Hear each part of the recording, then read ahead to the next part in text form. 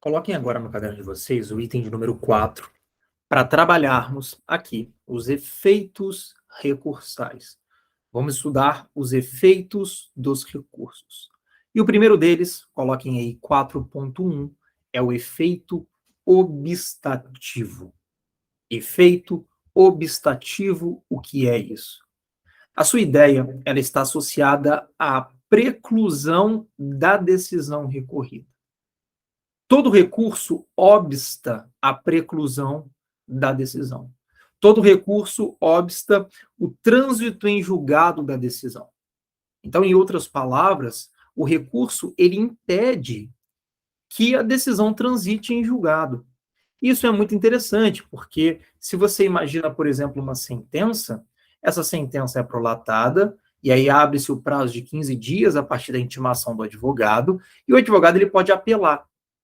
Quando ele apela, ele prolonga a existência do processo.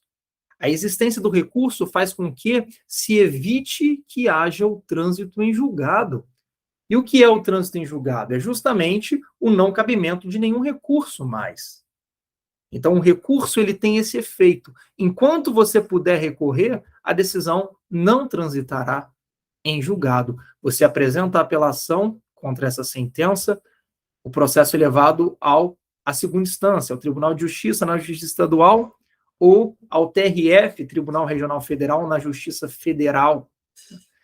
E aí não há o trânsito em julgado. E aí o tribunal ele vai dar um acórdão, ele vai proferir um acórdão, e desse acórdão cabe, por exemplo, o recurso extraordinário ao STF, recurso especial ao STJ. E aí, se você interpõe esse recurso também, você prolonga ainda mais a existência do processo. Por isso que os processos demoram também, né? Existem toda uma via recursal a ser percorrida. Às vezes você tem uma sentença que foi prolatada há 10 anos atrás e que ainda não transitou em julgado. Por quê? Porque foram sendo interpostos ao longo do tempo recursos e esses recursos ainda não foram julgados, por isso que não transitou em julgado. Transitando em julgado, não cabe recurso mais. Você pode até impugnar, via ação rescisória, a depender do caso. Mas por recurso, não. Então, o efeito obstativo, ele impede a coisa julgada. A doutrina, ela vai discutir o que seria exatamente o termo obstar.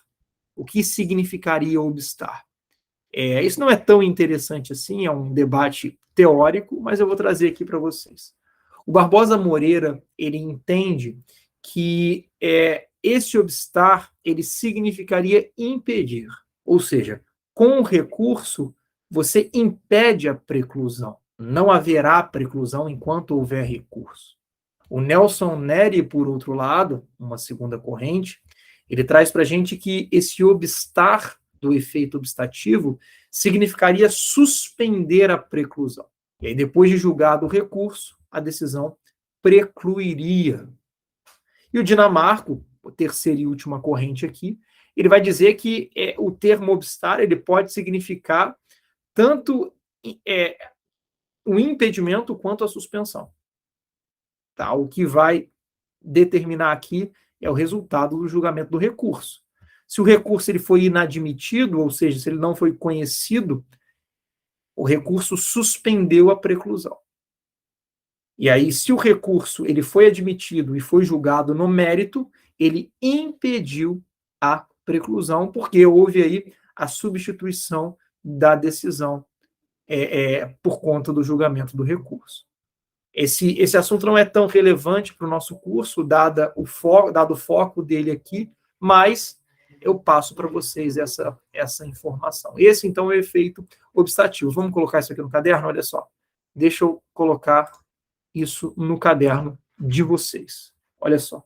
O efeito obstativo, aqui na tela, estabelece que todo recurso obsta a preclusão da decisão.